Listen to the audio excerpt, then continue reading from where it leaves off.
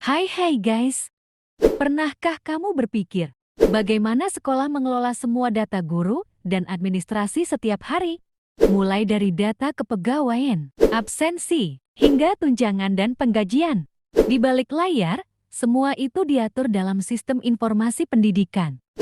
Di video ini, kita akan menelusuri bagaimana Indonesia dan Korea Selatan mengelola manajemen data guru dan administrasi sekolah dan apa yang bisa kita pelajari dari keduanya. Let's go! Sistem manajemen informasi di Indonesia. Indonesia memiliki sistem bernama Dapodik atau Data Pokok Pendidikan. Sistem ini digunakan oleh hampir semua sekolah negeri di bawah Kemendikbudristek. Di dalamnya tersimpan data guru, peserta didik, rombongan belajar, hingga sarana prasarana. Data ini menjadi dasar untuk banyak keputusan, termasuk pencairan dana BOS, tunjangan guru, dan distribusi guru ESN. Namun, penggunaan Dapodik menghadapi beberapa tantangan, di mana guru tidak bisa mengakses langsung data mereka dan semua tergantung pada operator sekolah. Kesalahan input bisa berdampak langsung pada hak guru, seperti tunjangan. Sistem di Korea Selatan. Sementara itu, Korea Selatan menggunakan sistem NIS National Education Information System. Sistem ini sudah berjalan sejak tahun 2003 dan mencakup seluruh jenjang pendidikan. Berbeda dengan Indonesia, NIS memberi akses langsung kepada guru terhadap datanya sendiri, dari presensi, jadwal, hingga laporan nilai siswa. Sistem ini mendukung berbagai kebutuhan administratif sekolah, termasuk manajemen absensi, pembayaran gaji, perencanaan pelatihan guru, hingga rekap hasil belajar siswa secara nasional. Awalnya NIS mendapat penolakan dari Serikat Guru karena masalah privasi, tapi seiring waktu, sistem ini terbukti efisien, akurat, dan dipercaya oleh publik. Perbandingan dan analisis.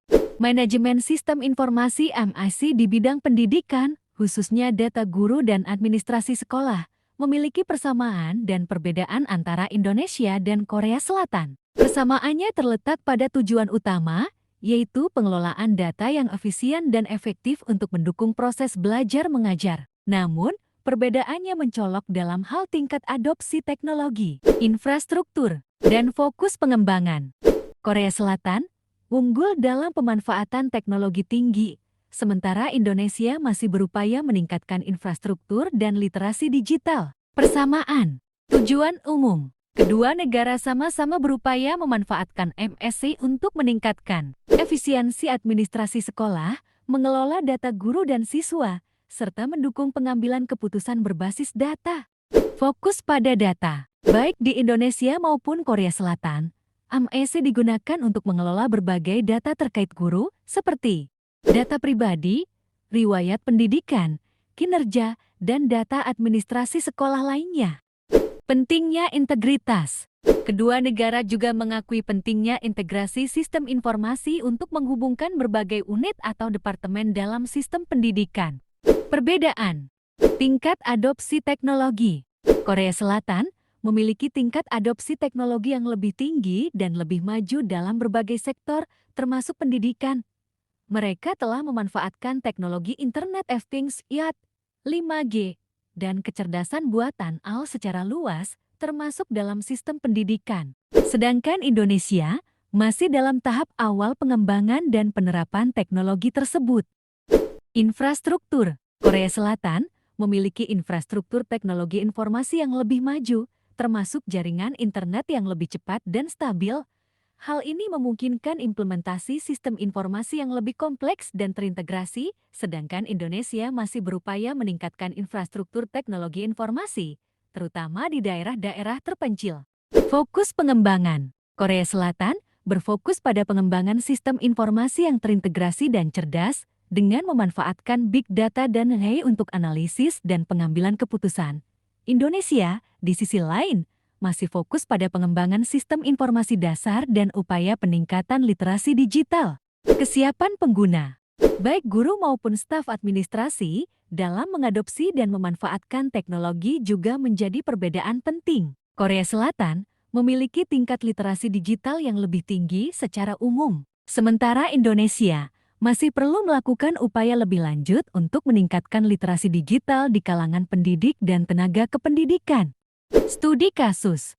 Kasus pertama datang dari Indonesia.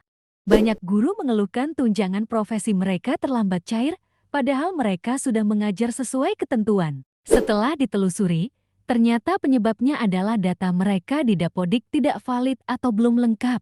Kesalahan kecil dalam pengisian data oleh operator bisa membuat SKTP tidak terbit dan akhirnya guru tidak menerima haknya. Contoh ini menunjukkan betapa pentingnya sistem informasi yang akurat, cepat, dan transparan.